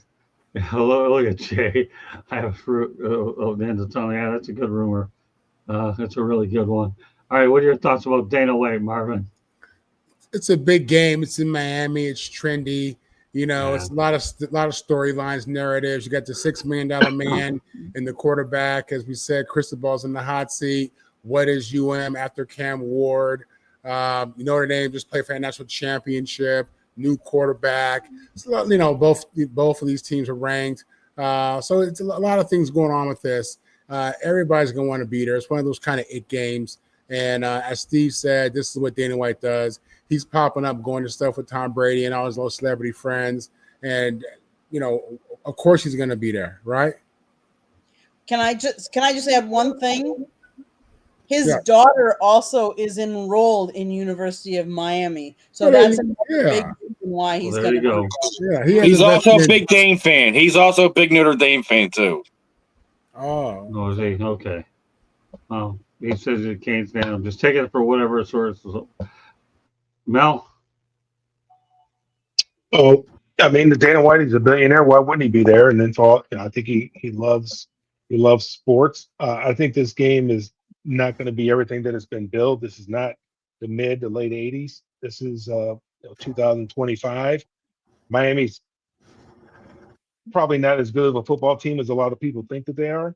I think Notre Dame is going to win this game handily. I know we're not getting into predictions right now, but Well, I think there's a lot of hype surrounding this game. I think there's more hype around this game than anything else. I don't think the game will live up to all the hype. fair enough. Because now we are going to start making predictions, Mel, since you let the cat out of the bag. So the stage is set. We'll talk about the tail of the tape. Just so that everybody knows that Notre Dame is a 2.5 point favorite going into week one. Let me give you a history though. The Fighting Irish are also 0-6 when they are playing in Miami as well. Let me go over the past scores. In 2017, Notre Dame lost 41-8. In 1989, they lost 27-10. In 87, they lost 24-0. And those were at the Orange Bowl. In fact, the game that I attended, I'm trying to remember when I was at the Orange Bowl, I think it was like 20-0. That was in 1983. So now I remember in 85 they lost 58-7 to Jimmy Johnson. As I said, the game I was at, they lost 20-0. In 81 they lost 34-15. So the games at Hard Rock, let me go over them again. They lost 41-8, 2017. In 1989, 27-10. And at 87, 24-0. Those once again were played at Hard Rock. At the Orange Bowl, Jimmy Johnson 58-7 in 85 and 83, 20-0, which that was a game I saw. That was the first time I ever saw Notre Dame. In 81, they lost 34-15. All right, so they're 0-6. Mel, you already made your prediction. Why don't you go ahead and give it to us again? What is your prediction? Yeah, Jimmy Johnson's not running through that tunnel. Michael Irvin, Cleveland Gary, um, uh, Eddie Downtown Brown, Jerome Brown. None of those guys from Miami are running out that tunnel. This is a new day. Miami was a physical football team back then. Very physical, very nasty, very violent, extremely talented. And I've never liked Notre Dame. But I like the way that this coach and how he coaches his players. They are physical, they're talented. I think they got the most important position right, which is the quarterback position, the distributor, the point guard, and I think they have the better coach, and that's why I think they'll win this football game. Obviously, because what they did last year, I think they have a bad taste in their mouth from last year. The coach certainly does, and they want to build upon what they did last year. So I don't look. Again, I don't see this game being very competitive. I just don't think. I think Miami's just a lot of hype. We'll find out here shortly. Talk about Marcus Freeman. Give me a score if you don't think it's going to be that close. Oh man, I don't. I just know. I just feel that Notre Dame's going to win. It's probably going to be see, first game of the year, 35-14. Okay, fair enough. All right, Marvin, what do you think? In regards to my final score, Yeah. I'll take Notre Dame 30-21. Okay, fair enough. That's good enough. We'll just take scores. Shanny? I was thinking this was going to be a down year for an opposite year for Notre Dame from last year. I didn't realize there was all I these hope red so. flags about Miami, but Notre Dame last year they beat Texas A&M and it was a surprise. Then they lost to Northern Illinois, and then they never really played anybody. Purdue, Miami of Ohio, Louisville was a tough game. Stanford, Georgia Tech, Navy, Florida State, Virginia, Army. And so I kind of expected them to have a reversal of that this year, that they would lose to Miami and then not go undefeated through the rest of the season. But maybe Miami's not as good as people think. So I could be wrong. I'm losing my voice here. Well, we don't have a lot to go, so don't feel too bad. So I'm still going to say Miami 21-20. 21-20. Okay, Candy? I'm going to say Miami 27, Notre Dame 24. Steven? Oh, I agree with Mel. I don't think Miami's going to be any good this year. We've already seen the recruiting classes that Notre Dame's been bringing in already. So I'm pretty confident to see them at least win this by 2 scores. As far as the actual score goes, not a clue, but you're painting me in the corner, 28-14, something to that effect. I think it's a comfortable win for Notre Dame to start the season off. Yeah, and I'll just give you a score because I have other things I want to get to. I'll give Miami a 26-17 triumph. I'll be curious to see what Carson Beck does, and that'll be the gauging point going forward. Okay, because let me tell you, the next opponent they play is going to be a diaper. Is going to be a pushover like Bethune-Cookman. So I'm sure they would have rather have had Bethune before Notre Dame to play together once, but 26-17 Miami over Notre Dame. All right, well, let's not kid ourselves. We all know about Taylor Swift and Travis Kelce getting engaged. I don't know what to make of this. I mean, I guess the obvious took place. Give me some quick thoughts of this, and then I want to talk about some NFL roster updates. Steve, what are your thoughts about this worst kept secret on the planet? Leave these people's personal lives alone. Right. Like, I get it. Travis Kelce is one of the higher profile tight ends in the NFL. Taylor Swift is without a doubt the biggest the biggest music star in the United States at the moment. So I get the intrigue about it, but let these people have their lives, man. Like, you don't have to be bombarding us with their engagement announcement. I've seen all kinds of goofy memes and silly stuff. It just let them live their lives, and let the actual fans and media of the football sports world talk about actual football instead of having to digest what Travis and Taylor are going to do. It's going to be nauseating throughout the year. They're going to be asking Travis about his their marriage plans, where they're going to go, what they're going to wear, etc. I feel bad for Travis having to deal with that instead of actually talking about football. He's probably going to get quite irritated, to be honest with you, but that's just my take on it. No, I like your take. I like the fact that this was the only time I plan to bring it up on any particular show, because now that I had time to get it on here, I don't plan to talk about it tomorrow night, Candy, just so you know. I'm glad we got it on here. Get it done. Because I see all this stuff on new media. I totally hate it. Let them play football. Really. Let him play football. Let her do her thing. They are a couple, and I wish them nothing but the best of happiness for both of them, and I want to leave it at that. Candy. So the news broke in the middle of the Kansas City Chiefs media availability, although after head coach Andy Reid had departed. That left Chiefs defensive end Mike Dana to field questions about his teammates' engagement. His quoting him, "Man, it's incredible. I was caught off guard, but great for them." He said, "But great for them. That's a blessing. Anytime you find that type of joy, blessing, love, that's a beautiful thing." He's hung out with them. You know, kudos to them. They're the ones that, to be honest with you, Stephen and I understand, let them have their personal life, but they're the ones that brought it on themselves because they're the ones that posted on Instagram, "Here, we're engaged. Here's our pictures." So, yes, kudos to them. I'm happy for them and I'm glad for them. But in the same breath, they know that they're in the public eye. Everybody wants to know, and they played to that. So, yes, are we talking about it? Yes. Do we need to consistently talk about it? No. But kudos to them and congratulations.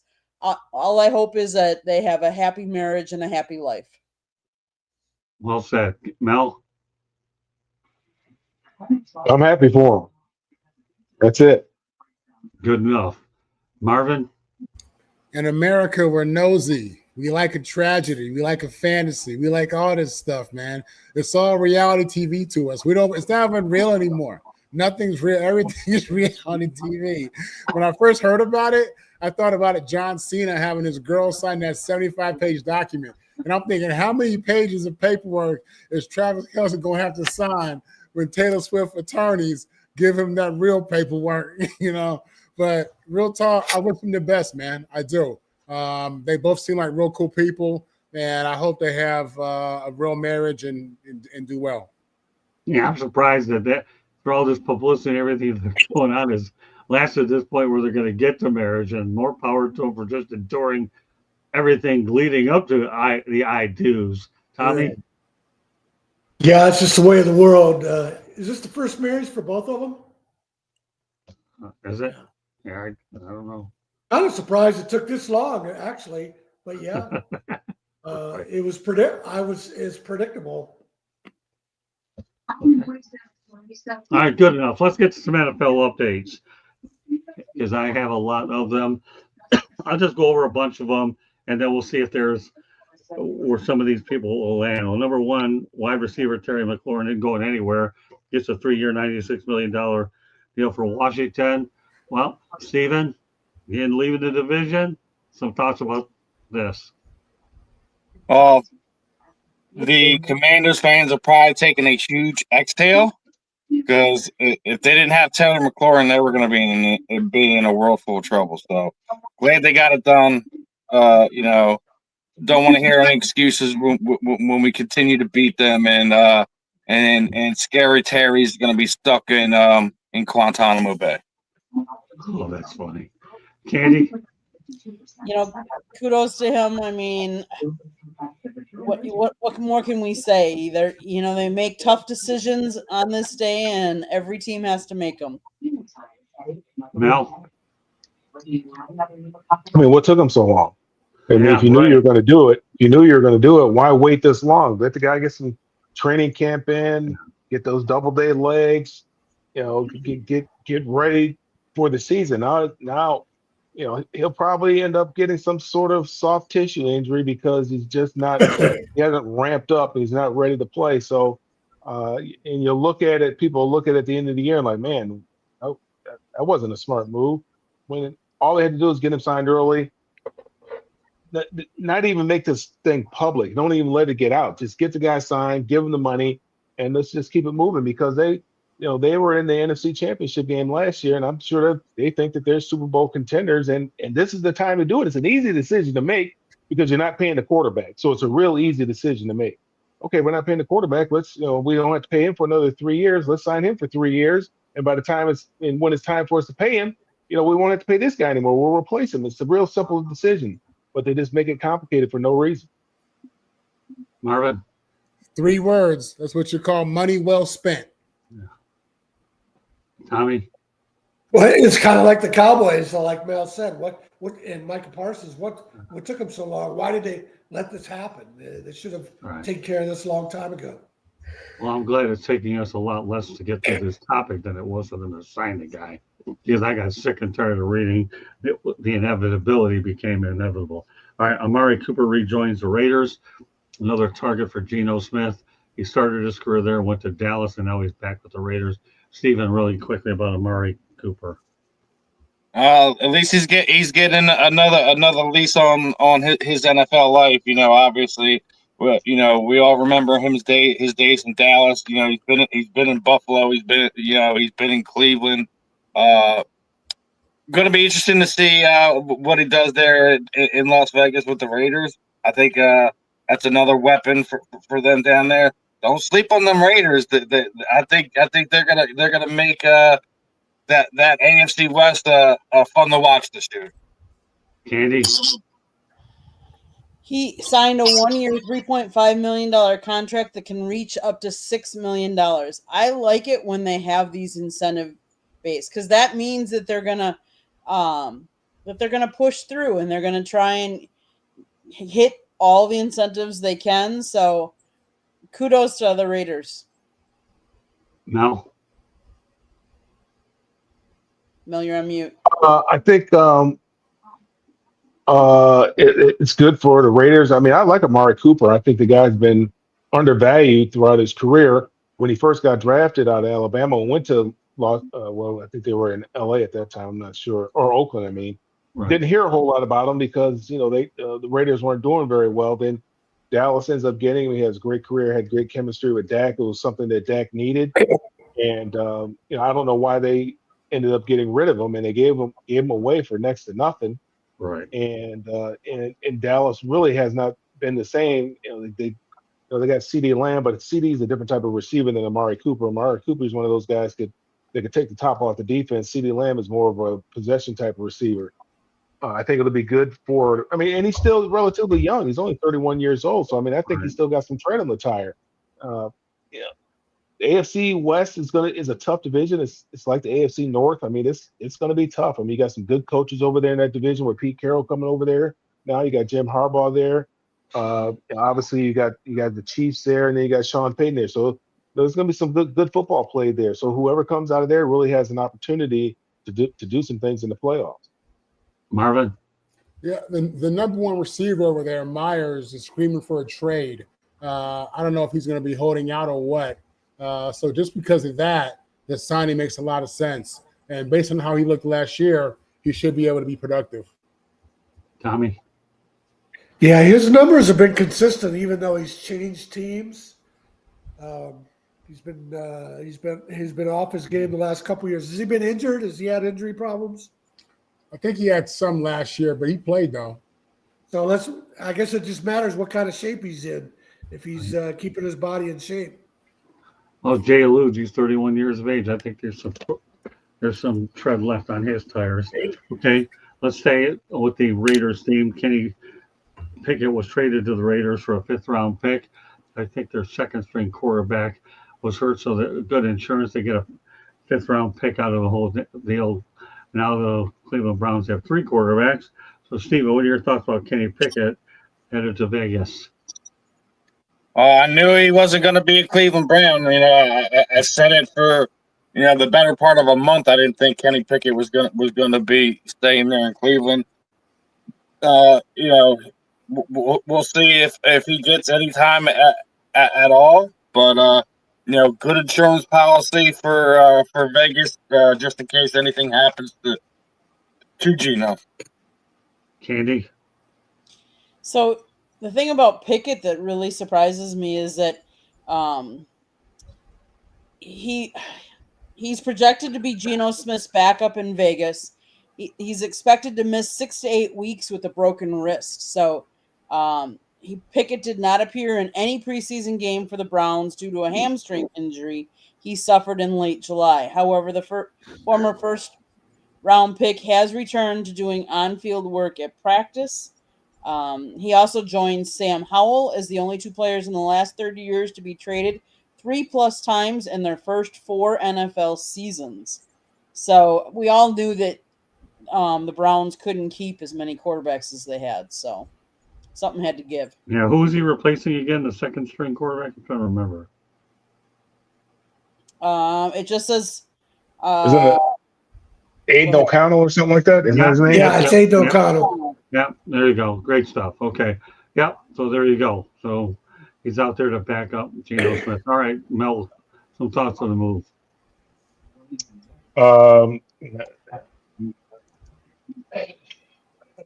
Kenny Pickett, he's kind of difficult to figure out. Well, Pittsburgh drafted him, I think, what, 16th pick in the first round was 3 years ago, whatever. And I was like, man, what are they doing? I mean, they're really desperate here.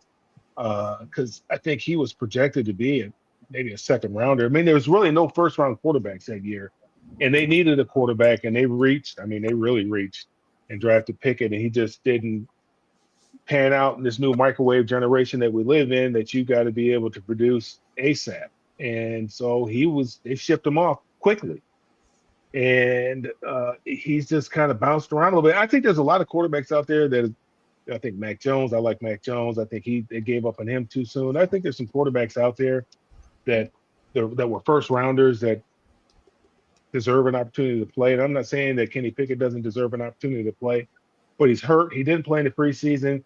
Uh, Las Vegas is looking for a backup because their backup broke his wrist. And I just don't know if Kenny Pickett's ready to play. And then I don't know, God forbid something were to happen to Geno, and then I just don't know what you're going to get from Kenny Pickett because we haven't seen him in a few years, so we don't know what you're going to get. Well, at least he got a championship ring out from the Eagles, anyways. Marvin, I do agree that we rushed a lot of these quarterbacks, whether it be Kenny Pickett or Daniel Jones and other guys as well. We rushed them too soon, just because I said before of what we saw with Mahomes and Lamar Jackson in their first 3 years, winning MVPs and Super Bowls. At the end of the day, if 3 or 4 teams already passed on this guy, and obviously it was a reach. Great for the Browns. They were able to get a 5th round pick for him. And if he can't play, if he's out for the first 6 to 8 weeks, I mean, I don't understand that. I guess at this point you consider him to be somewhat of a veteran backup. He has starts under his belt. So if Geno goes down, you have a guy who knows how to at least steer the car. But this is a nothing move for the Raiders. I don't think he's their future. So, Tommy. Yeah, it makes sense for the Raiders. Because of an injury, they had to do something, and Pickett was available, cheap. But I don't think he's going to do anything if they have to depend on him. And the other thing about Pickett is he had a golden opportunity there at Cleveland. His competition was Flacco and 2 rookies. And he's not even healthy for training camp. And I know hamstrings can pop up out of nowhere, but still, I just don't know how you wouldn't be ready for this opportunity. Yeah, well, it's funny how Jay talks about Hendon Hooker because that's what I'm headed to next. He was released by the Detroit Lions. Well, this is the worst kept secret on the planet. And Campbell's been hinting all along he needs a change of scenery, and he did cut him. So with that said, Stephen, give me a prediction, just a quick prediction, where you think Hendon Hooker's next residence will be. Who? Hendon Hooker. Never heard of him. Okay. Yeah. All right. Quarterback from Tennessee, right? Yeah. Mm-hmm. Yeah. He's heard of Tennessee, him. right? All right. You don't have a prediction, Candy. I'm not sure anybody's going to pick him up. He did not look well this preseason. You looked awful. Exactly. So I don't know that anybody's going to pick him up. Okay. Fair enough. Mel? To be honest with you, when the Lions drafted him, I really thought they got a first-round talent in the 3rd round. I mean, he fell because he had that knee injury his senior year at Tennessee, and I really thought that they had the heir apparent to Jared Goff and Hendon Hooker watching him play at Tennessee, but he just has not panned out for whatever reason. And I don't know. I mean, unless he goes to Chicago with Ben Johnson, somebody that's familiar with him, but I think they'd like the backup quarterback that they had. They just gave him some money. The kid that played at the Division III college and set all kind of records there. I don't know if they're maybe I don't know. Maybe Sean McVay takes him out there, puts him on the practice squad with the Rams. I don't know. I don't know where his next landing spot is. But he has not played well in the preseason games that he was able to play in. I know he didn't play his first year. Last year really didn't impress. I mean, for the playoffs, they brought in Teddy Bridgewater, fresh off of winning the high school state championship, coaching the high school state championship. Right. I mean, that tells you what they felt, how they felt about Hendon Hooker then. And he had all off season to do whatever it is, correct whatever he needed to correct, and went out there in the preseason and just did not, didn't look sharp, couldn't really run the offense efficiently. So it didn't surprise me when I saw his name on the waiver wire. But again, I did really think that the Lions got a steal there. And I think they thought they got a steal. But for whatever reason, and they've been patient with him. Obviously, he had to heal his first year. Hey, you sit back and watch your second year. And, here's your third year. We're giving you an opportunity to be the guy behind the guy and set you up to be the guy. And it just never panned out for whatever reason. Marvin? Evaluating quarterbacks, choosing quarterbacks is a crapshoot. You have no idea what you have until you get that kid and you put him in practice and you put him in those situations. You have no idea really what you're dealing with when he's under pressure, having to process new information, and if he's dealing with injury. When he was during the draft, they talked about his upside being, the sky's the limit for this kid. But like I said in my last take, he's young, and you don't know what he's going to be in 2 or 3 more training camps. You don't know. Hopefully he gets that long because again, he out the door these days quick. But hopefully he gets healthy, and hopefully he gets an opportunity just to learn and to compete. Tommy?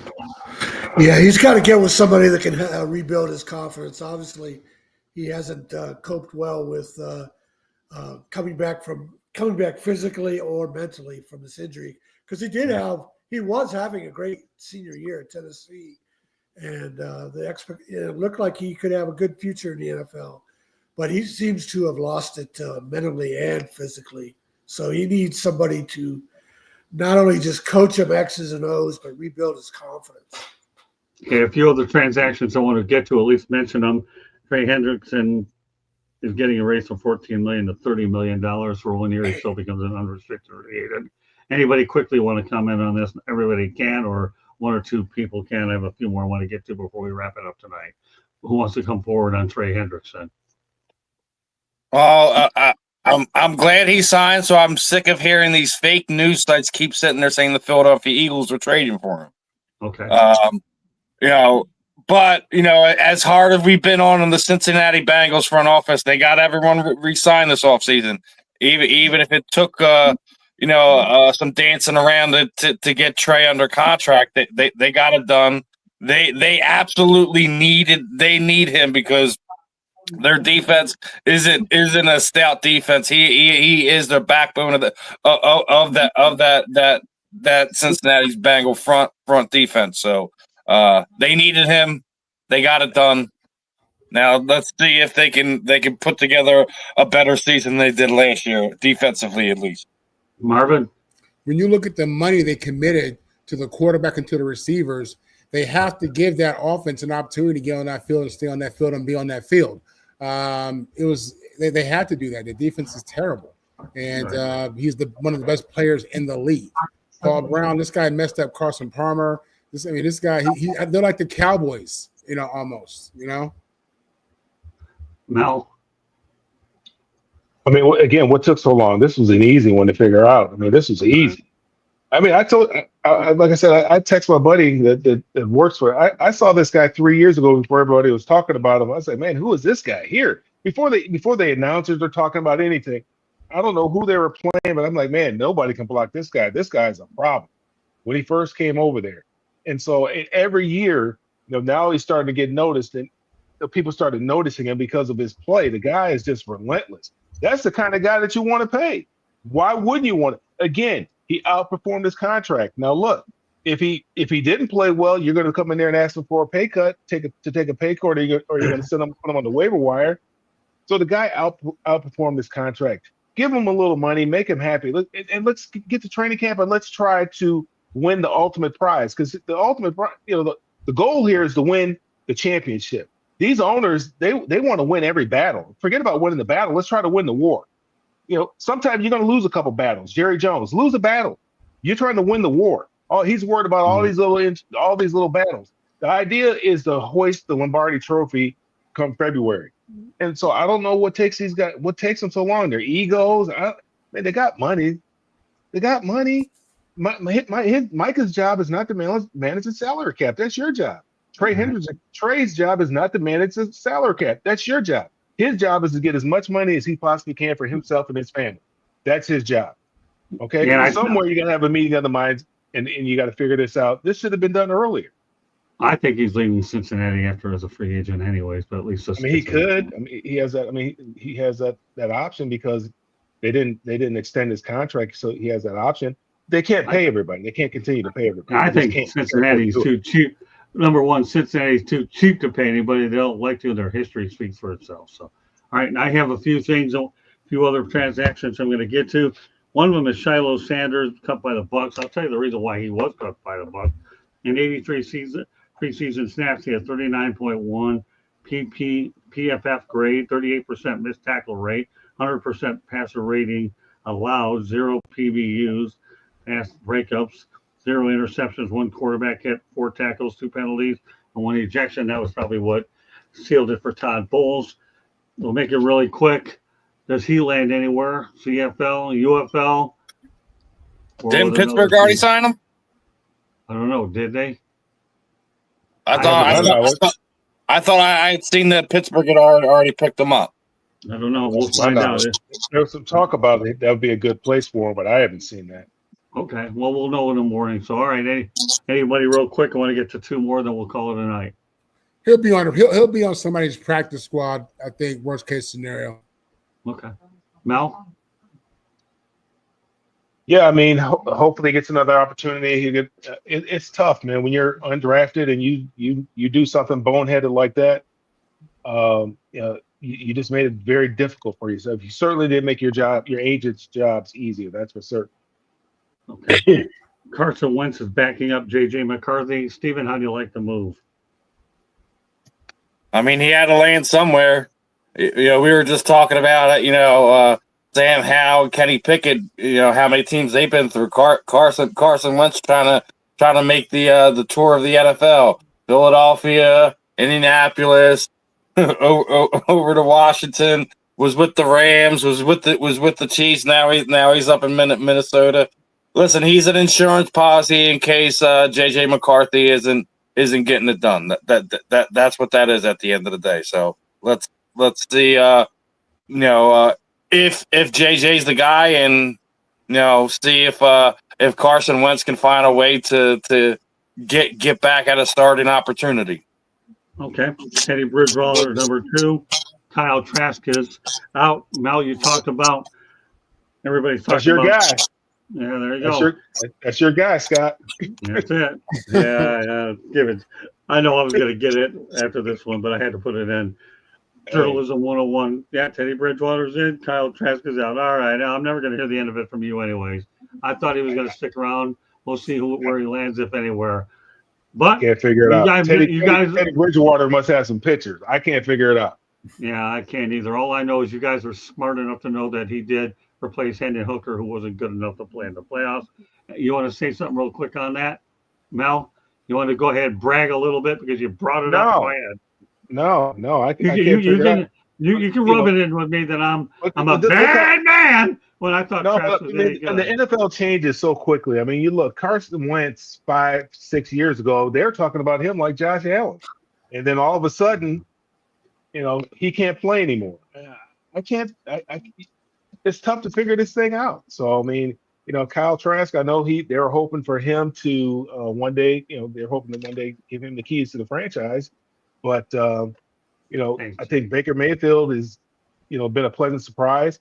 I don't know what's going on with the kid, but unfortunately, they decided to give up on him. Now, he'll probably catch on with somebody else because he was a second-round draft pick. So, obviously, people thought highly of him. So, he might catch on somewhere else. You don't know what's going on with the Rams right now. Matthew Stafford, they need somebody there just in case.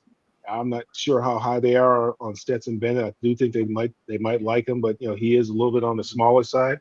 So Kyle Trask, he'll probably catch on somewhere else. He might end up in Minnesota. Who knows? All right, last one of the day here. Bailey Zappi is out with the Chiefs. The only thing I'm going to say is I'll close this one out. You got Bailey Zappi, Kyle Trask, Hendon Hooker. I am glad that you have alternative leagues for them to get taped if they don't land with the NFL, and we'll leave it at that. Because obviously you didn't have that option before. Steven, let everybody know how they can get a hold of you real quick.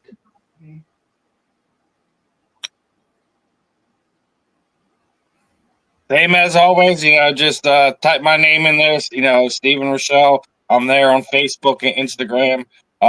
As far as the other social media sites, just top in Steve Sport Talk 1, regardless if it's X, TikTok, or YouTube. And we'll see everyone tomorrow with myself and Mr. Bencher.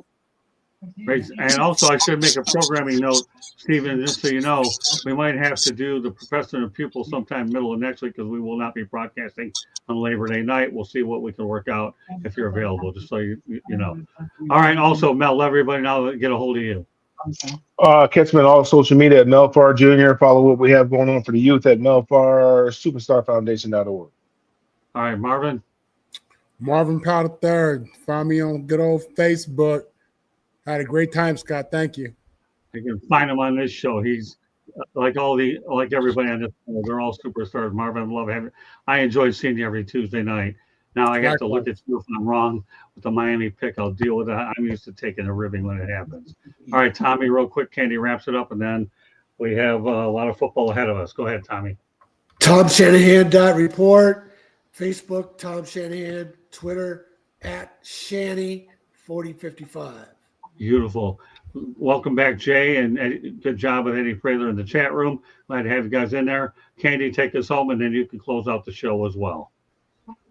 South Florida Tribune Publishing Company published a book, Lessons from the Microphone, Tuning into the Enduring Wisdom of Visionary Leaders. It is written by our host, Scott, the Motor City Madmouth Morganroth, talks about his 40-plus years in the media business and how it has changed and evolved. You can get it. It's available on Amazon, Barnes & Noble, Kindle, Google, and Apple Books. There's also a link on our website, www.southfloridatribune.com, where there is a plethora of great content, so go check it out. If you'd like to listen to podcasts, check us out wherever you get your podcasts.